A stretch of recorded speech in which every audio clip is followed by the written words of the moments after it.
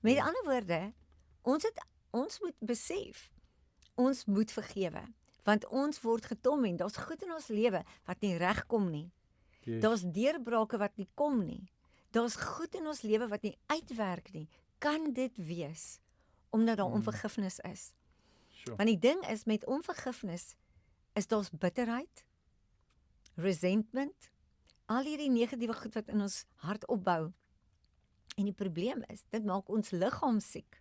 Ja. Want as 'n mens nie deel met die goed nie, dan dit draai so om en om. Jy het hierdie kol op jou maag, jy voel of jy die swaar gevoel op jou hart ronddra. Selfs siektes. Hulle het uitgevind dat 87% van siektes kom uit emosionele goed wat nie meer gedeel is nie, Sure. wat die liggaam siek maak. Ons sê the body keeps the score.